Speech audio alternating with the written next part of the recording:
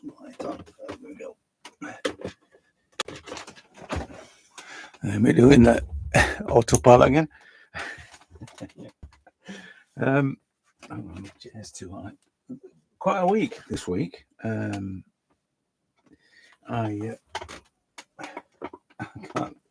Oh, here we go. Right. So I one of the things I switched to using some, again, one of these pads that I found. I don't know where it came from.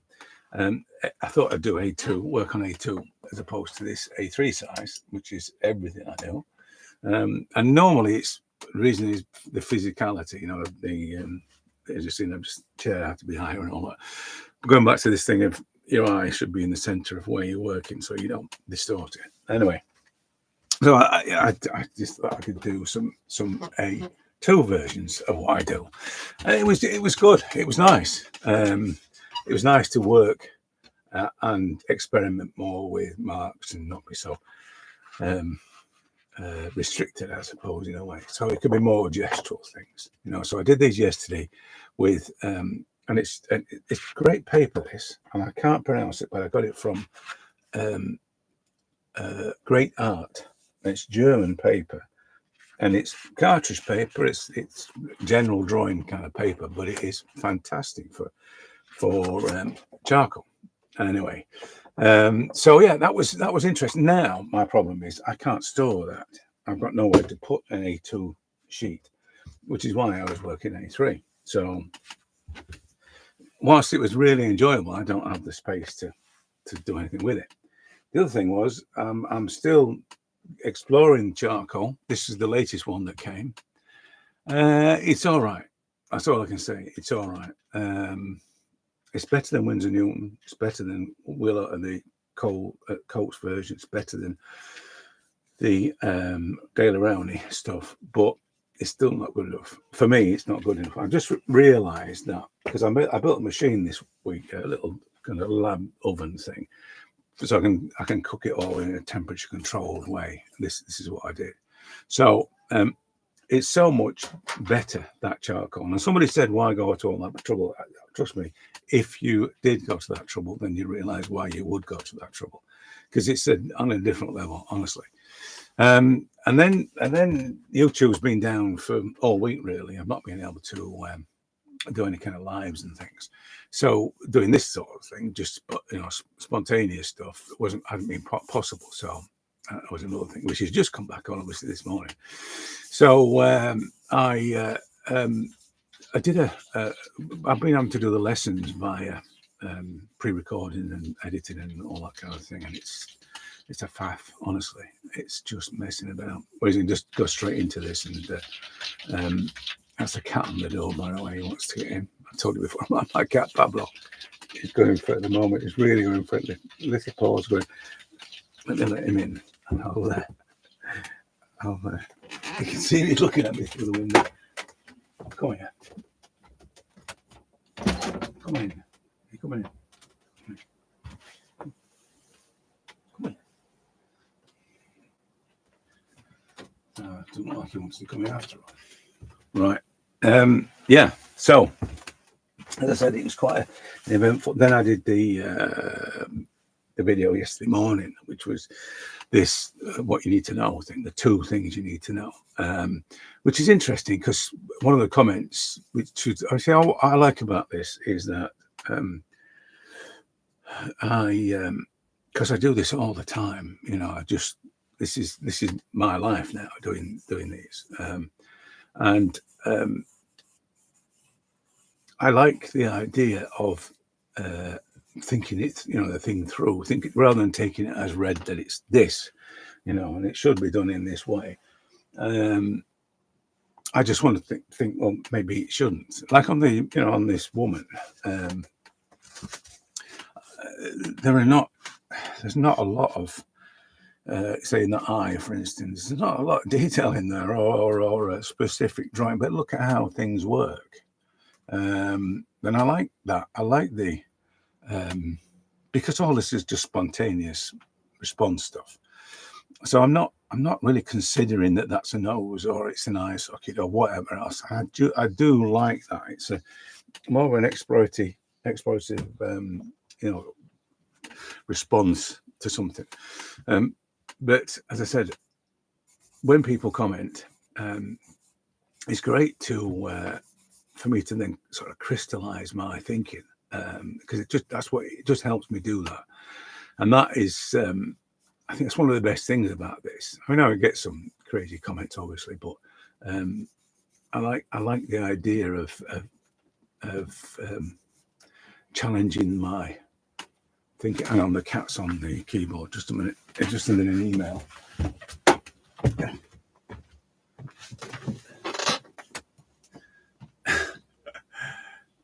He does that. He does that. Go on.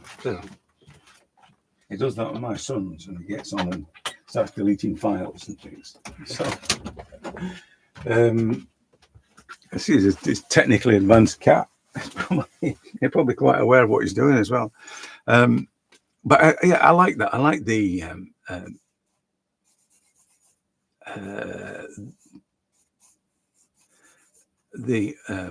examining exactly what is we doing. You know, it's exactly that. We don't have to do it like everybody else. We don't have to follow the rules. We can do whatever we want and all that sort of stuff. I like all that. I've always been a bit of a rebel, and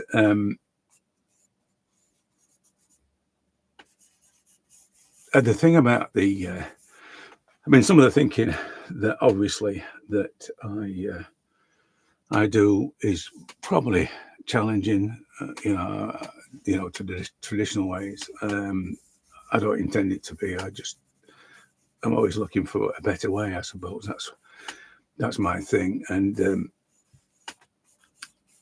if there is one, then chances are I'm going to find it. I've always been like that. I've always been, when I was building databases for a long time, and I was always, there's got to be a better way to do this, you know. It was always like that. But that's the designer in me, I suppose. But I think also that when I was trying to make the point with the two most important things, is that it doesn't have to be hard. You know, the distance between things which was primarily what I'm talking about, really. And you listen to people talking about Sargent and various other technically capable people. It's relationships. Everything's about relationships. So in a way, distance between two things is a relationship. And to be able to see that relationship between those two things, and whatever markers you use in between to give you that, like I talk about 3 dots, so to give you a better scale to work to, the distance between there and there, right, it's too fluid. You could guess it and it wouldn't be quite right. But if you used a marker in between, it would then give you a third option to qualify. But that's not a formula, as someone said. That's not a formula. That's me comparing things. It's a comparison. And the position of the eyes on another video, or another subject rather, would be different. So it can't be formulaic because it's a different result, if you like, a different division of those elements and those positions. This is not proportions, by the way. Proportions is something else. Proportions really is not a good word. People talk about proportions, but it's not a good word. If you get into proportions, you're on the road really to considering geometry, because proportions invariably lead to that solution. Again, no problem with that. If you want to do that, do that. All I'm thinking is, there's got to be a better way, and it has to be nice and easy. That's it. A nice, easy, better way. And that probably is what drives me. The other thing, I suppose, as well, is that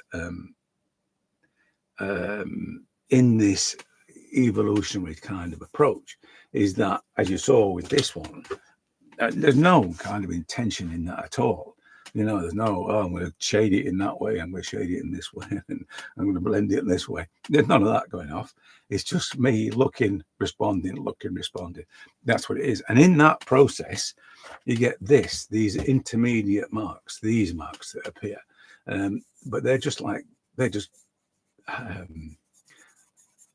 like kind of anchor lines that divide, you know, and secure they're not really a part of the definition of the elements. They're just things that secure the thing in its place, which in turn qualifies the thing and its position, and it also does that in the viewer's eye. They also see that qualifying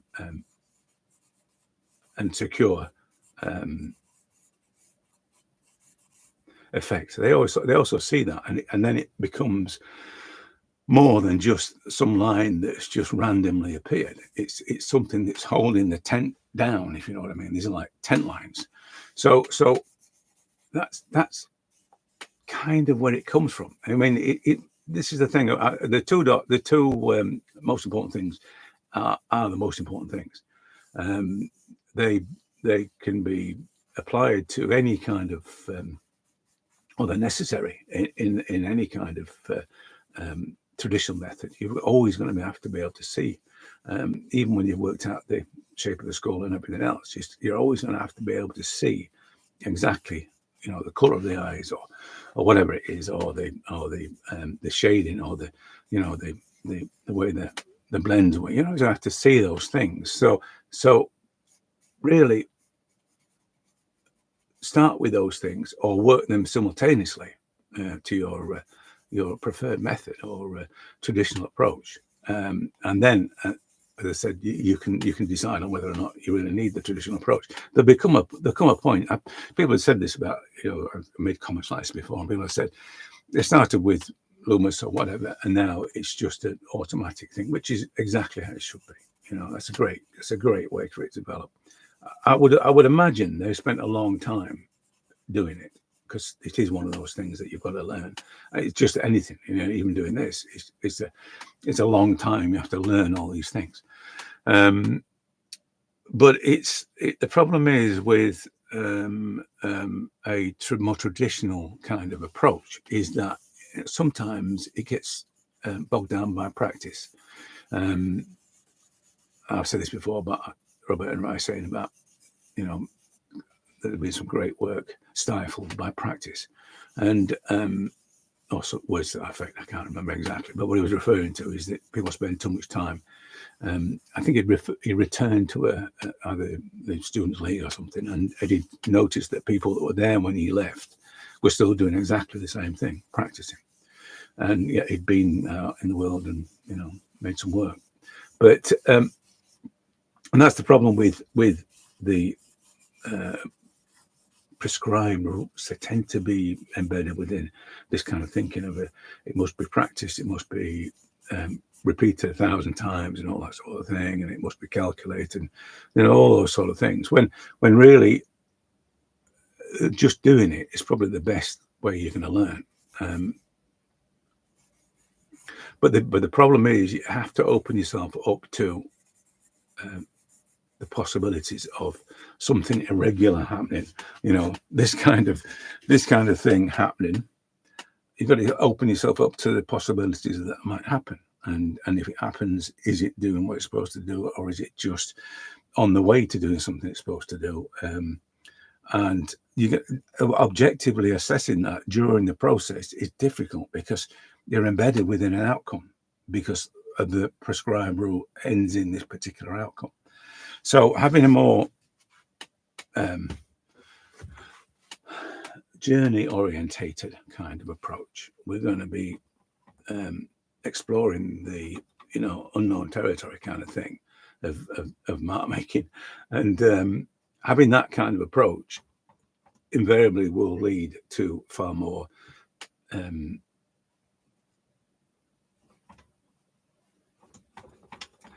I don't know what the word is. I don't know because I've just heard somebody this morning talking about watercolor and how they wanted to paint loose. And I saw yesterday somebody talking about choosing a style and working with it, or develop it, choose it because I like to see the, and all this. I can't help but think that, when Monet dashed out and painted the sunrise, was he thinking, oh, I want to paint in a loose style?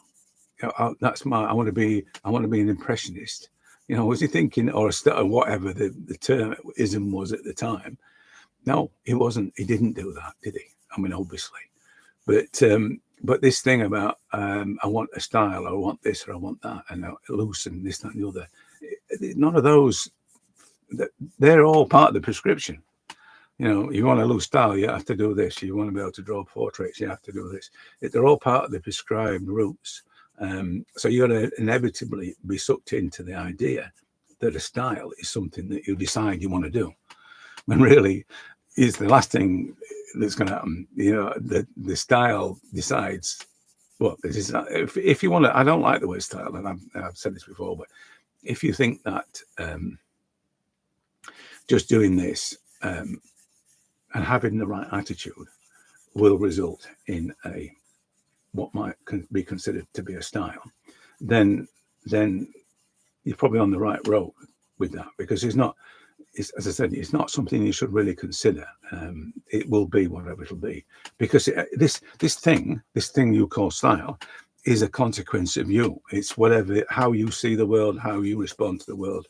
When, if you're like me, and it's all about, you know, implication, suggestion, and all that sort of thing, so it inevitably looks like it's some kind of loose style. If that's what you like, it will become a reality in what you do. So I'm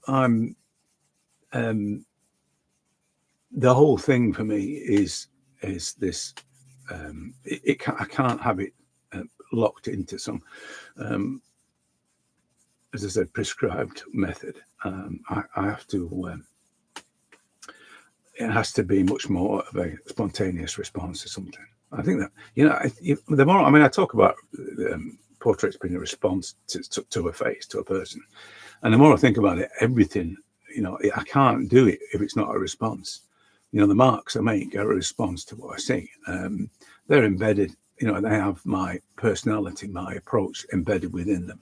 But essentially, they are, and my approach is response. So inevitably, they're going to have that effect. They're going to have that appearance. But as I said, it's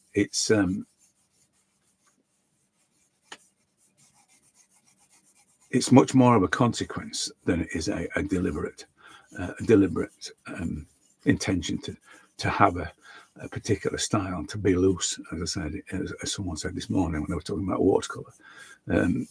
I think that, you know, I never talk about inspiration as being a thing, but if you want to learn watercolor, if you want to be good at watercolor, you gotta ask yourself why for a start off, because it's, you know, there are definitions. People might say, I want to paint like Russell Flint or something because they want to adorn the walls of a furniture shop. So they want, you know, I mean, he was a great artist, obviously, but unfortunately, he became the decorative choice in furniture shops. But you know, just look at what Sargent did with watercolor. You don't have to. You don't need a mentor or someone to tell you how to hold your brush. I mean, you do need to know about pigments and how they work, because it'll save you a lot of time, basically. And but other than that, you just need to look at what you did with it, and then say, well. And personally, I don't think that I've seen anybody paint watercolors like he did. It's just, I don't know. You got to see it, and you know. So I mean, anything he did in Venice or anything he did in Greece, all those sort of amazing watercolor. But you know, then again, what he did in the, you know, the army stuff, when the guys in tent, and then there was the Arabs, you know, and they were just, and the camels, just amazing things. But that was the skill of being able to see and understand that, you know, how light works. That's, you know, fundamental to what he did anyway. But it didn't really matter what medium he was using. But as I said, it's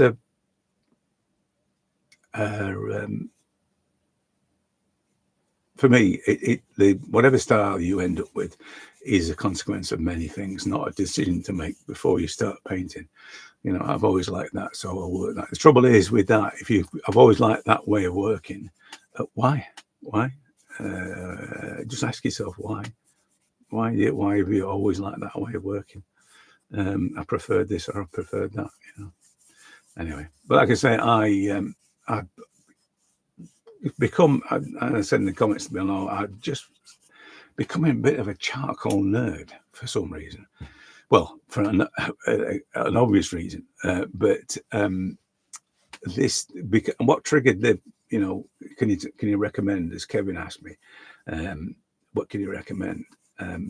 So that's what triggered me then buying all this charcoal, to find out if there is something. But the problem is that I've got used to this charcoal and the way it works, and it's difficult to recommend when I'm just used to using this and working this way. So whatever charcoal I buy, I'm going to look at it in context to this. So it's difficult. It's difficult. I think the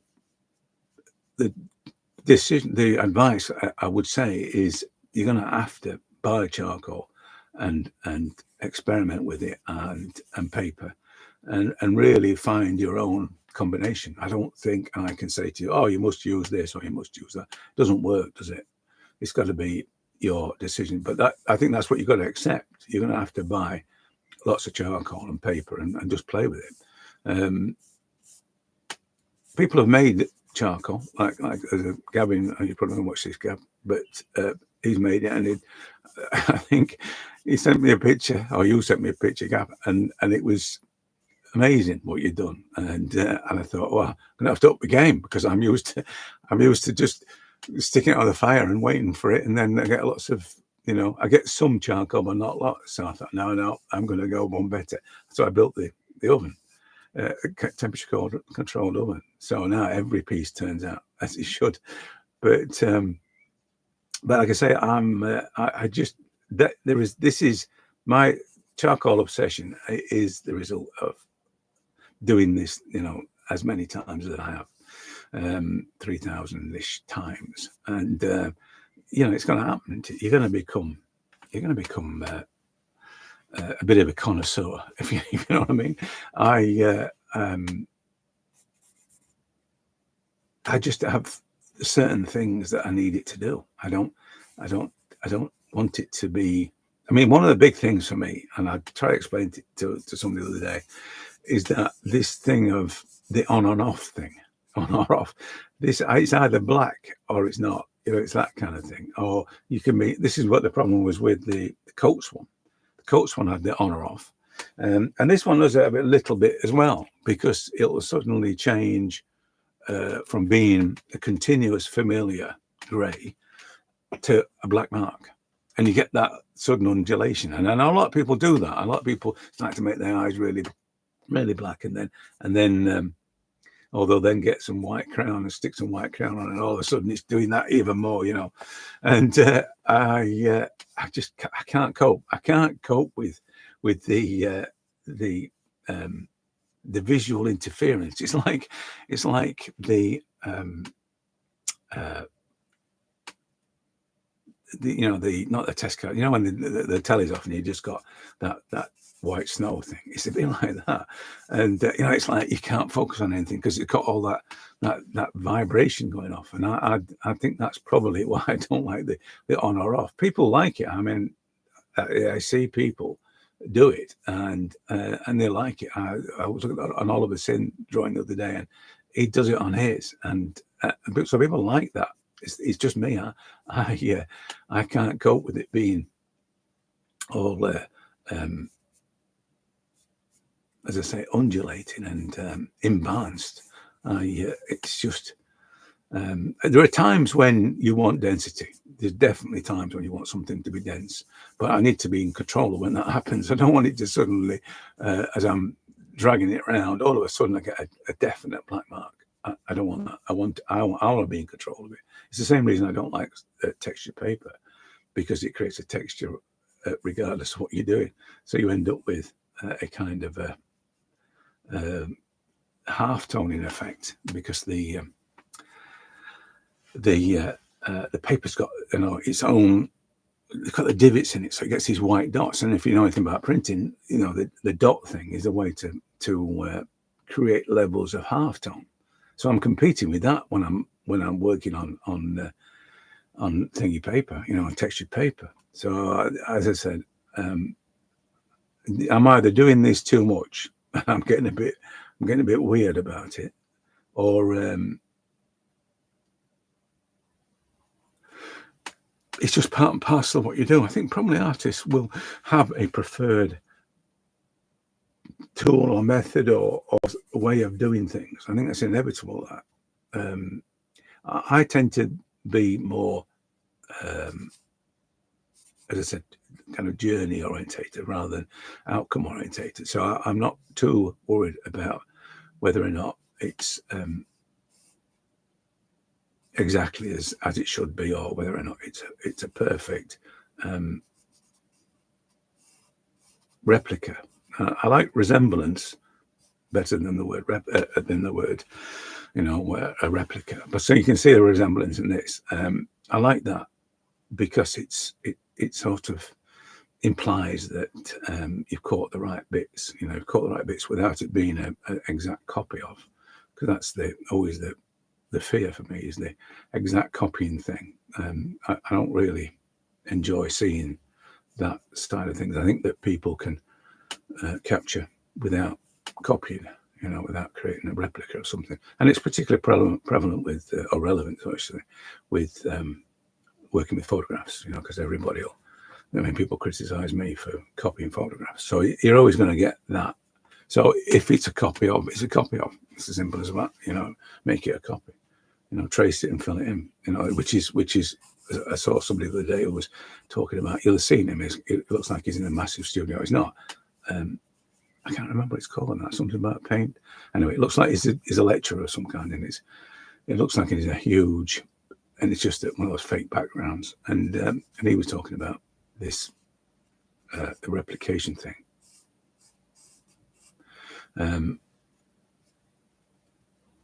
Actually, his work's really amazing, and he works from photographs all the time. And he says just because he's inspired. In fact, he makes AI images, and then it works from those, which is probably a great idea. It's some of these images that I use. Someone said, "Are they AI generated?" And I think people generate them and put them onto these image sites. I'm pretty sure they do. And you can usually tell. I mean, the times I've used it, they've always got dodgy eyes, so you can usually tell. But as I said, it's the guys that criticize people from working photographs would have a field day with that. But this guy's a proper, legit kind of artist. So I don't know. I think these evangelists who think that somehow they're the keepers of the purity of art. I think they are they're the people with the problems. It's just they're a bit crazy, and they think it's some kind of they're on a crusade of something, and but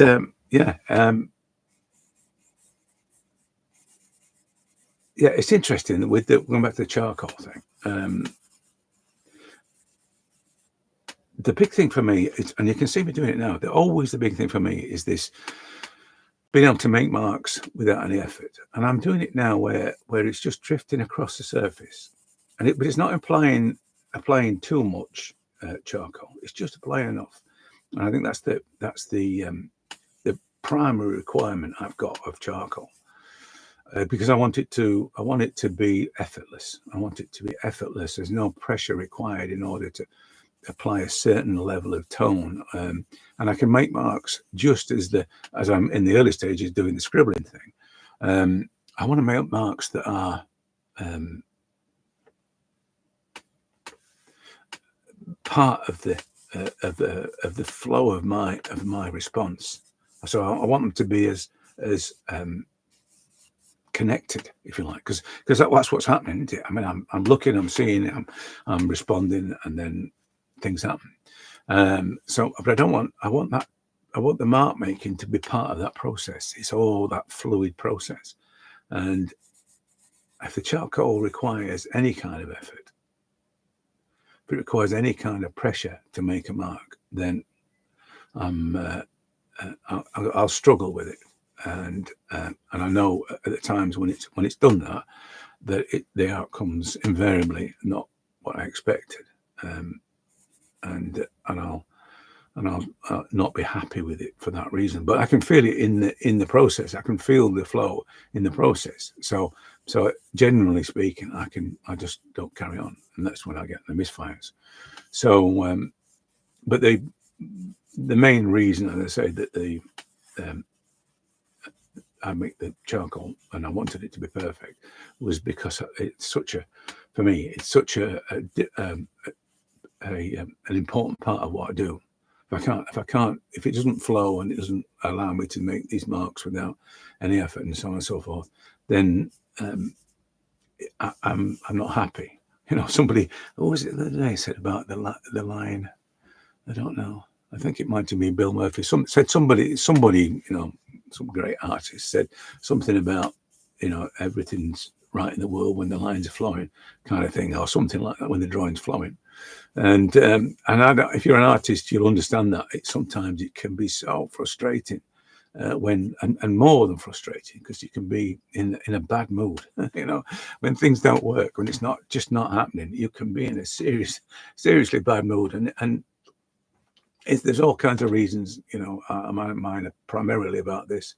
You know, if it doesn't flow, if it doesn't help me connect, because I'm, and somebody said about the therapeutic aspects of art, I'm convinced that, you know, making art is, I wouldn't call it therapy, because that sort of demeans art, I think, but I think it definitely has something that does something within your body, your psyche, and maybe even your physicality that addresses certain parts of our human need. Because I know that, you know, when I'm not feeling particularly well, that drawing just takes it all away. You know, it's like pain relief. It has got something in it there. But I think that's probably more, not necessarily a therapeutic thing, but something more to do with our human condition and the need to, you know, express and create and connect with the world and all that. I think that's probably where that comes from. But I don't think people really understand it. I don't understand it. I just know it makes me feel better when I do it. But yeah, so a bit of a ramble as always, but I've not rambled much this week, obviously, for the technical issues. You can see how this charcoal works. The number one thing, and I think you can see it on this as well. The number one thing is, you can see how, this is crazy, this, but you can see how familiar the tones are. This is like another number one thing, right, is the familiarity of the tones. You know, they're not, I mean, the values change, but they feel like they belong to each other. There's a familiarity, and that's the charcoal doing that. That's the charcoal, because it's the same grey. These greys.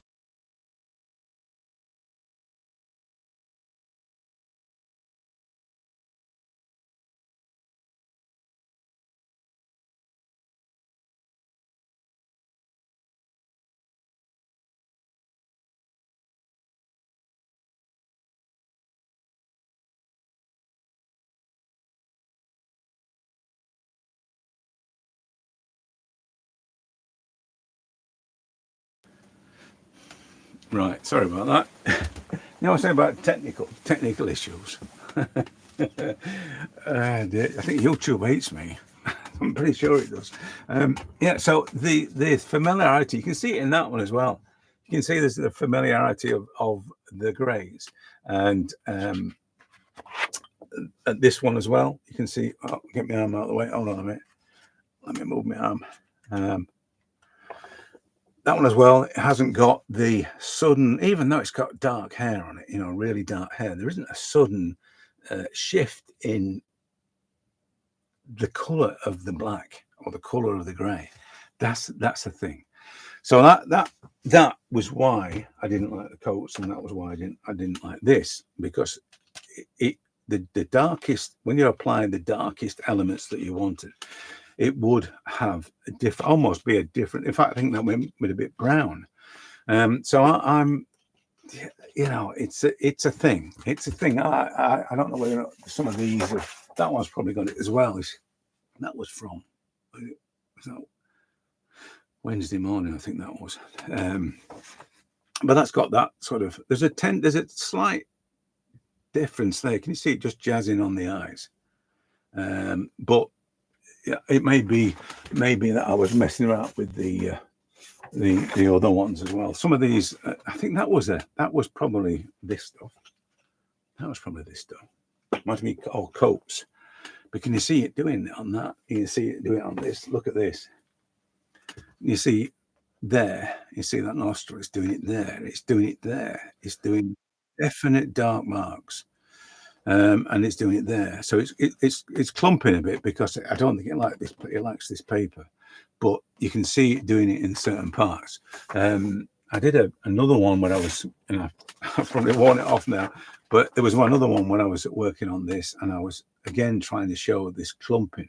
You can see there's a kind of sudden darkness there as I'm trying to put the tonal values, and I'm trying to keep this within the range.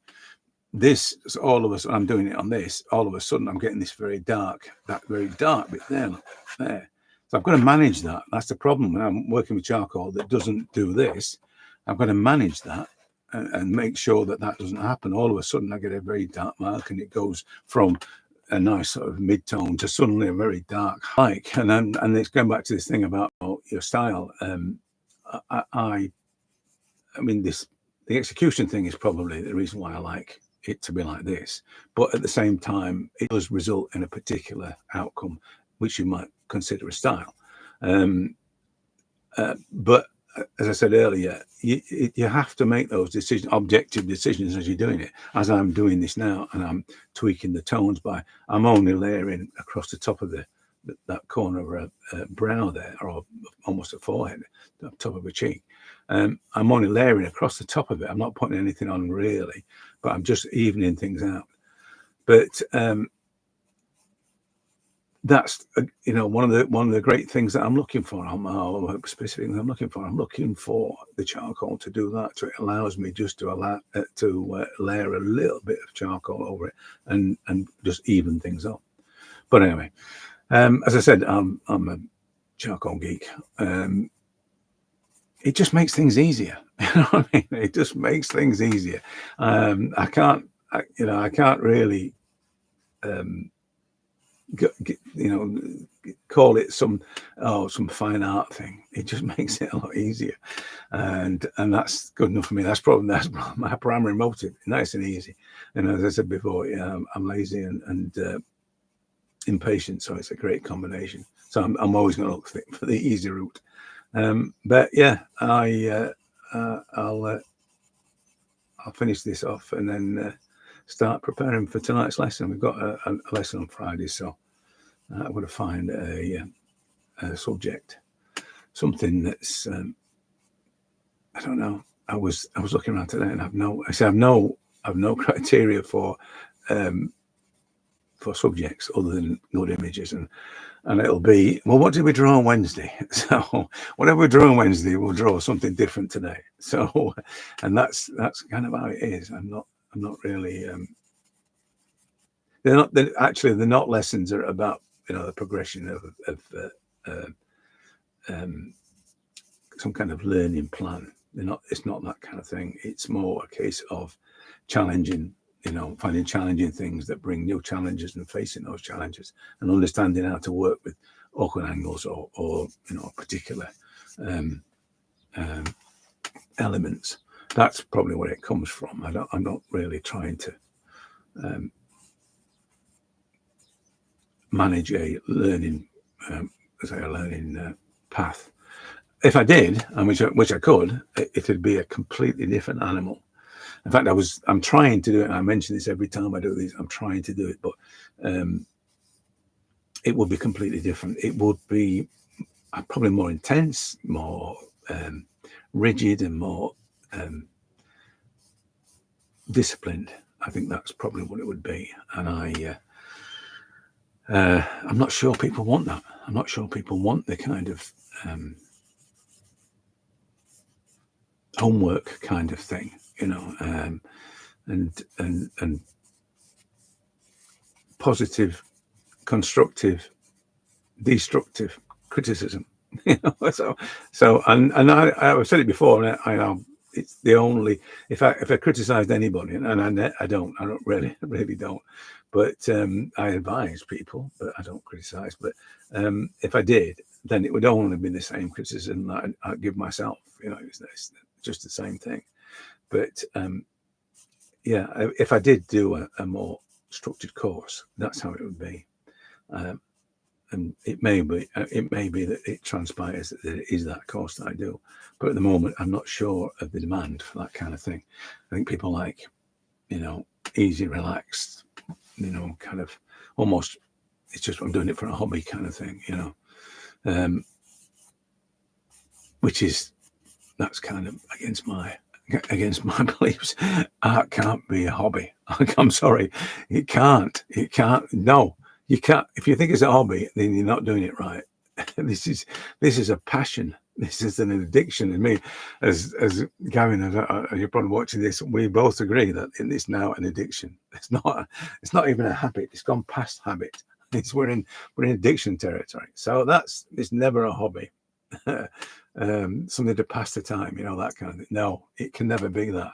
You've got to wash your mouth out with soap. Ever. You said, I just do it because I've got a few hours to kill. You know what I mean? That's no, don't talk to me if you ever say that. I don't want to hear if you're going to say that kind of thing, because it's blasphemous. Yeah, I'm just tinkering with this now. The thing about this is that I've been talking about tones, and the thing about this is that the application of tones in the process of building, you know, the journey side of things, results in marks that you probably didn't want, but they are probably the diamonds in the rough, if you know what I mean. Those are the bits that sparkle, but inevitably you end up with things that don't sparkle that well. So you have to adjust them. But it's better that you can just simply adjust those things. And I'm using the sponge on a stick, by the way, and just to knock things back a bit. Never stump. I never use a stump. People use them to draw with, so I can understand why. So I tend to use a rubber to draw with on many occasions. But as I said, I'm quite happy to allow some of the marks that are non-marks, the marks that are the journey marks, you know, the things that string everything together. I'm quite happy to let them remain and be part of the structure of things. But there are times when they need to be tweaked, you know, the tonal values there. See, I don't mind if there is some kind of undulation like you can see there. I don't mind those sort of things. I just think it gives it a bit more drawing relevance. But as I said, I'm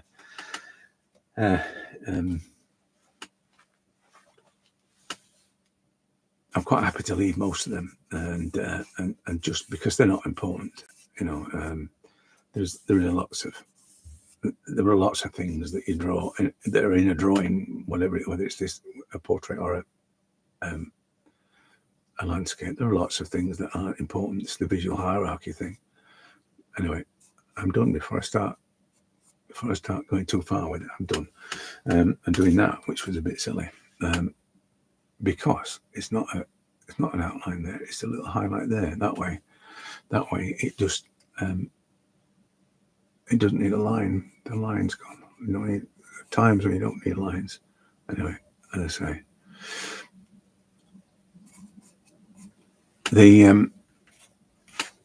you can see that there's an evenness of tone, which is the most important thing. That's the charcoal doing that. That's why I bang on about this homemade charcoal, because it's that evenness of tone, and as I said, the familiarity of the colour of the tone, that it belongs to this the rest of the marks that are on the. It's the reason why I only ever use one piece as well, because that came from the fact that sometimes when I make charcoal, it's not always the same colour. So in a batch like that, I think these will be, because now I've got it all down to this, between 200 and 400 degrees thing. It will all cook at the same rate, and there's lots of room in the oven for it to, circulate. We tried it with 2 or 3 tins, but it doesn't work. It has to be 1 tin at a time for it to cook evenly. So,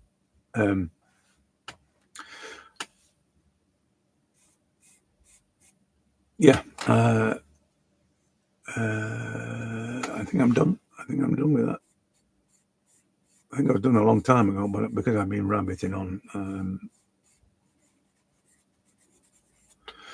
I've just been tinkering. So anyway, right.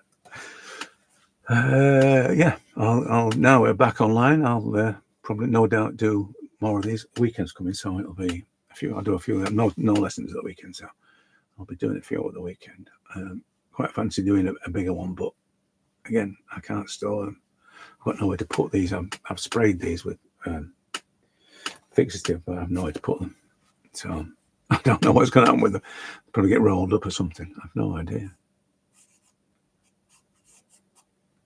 I mean, it's bad enough with all the A3 ones. I've got so little space to store them. That it's hang on. It's just slightly out now, isn't it? And I've done that. Look at my alignments; they're not quite right. Better come back.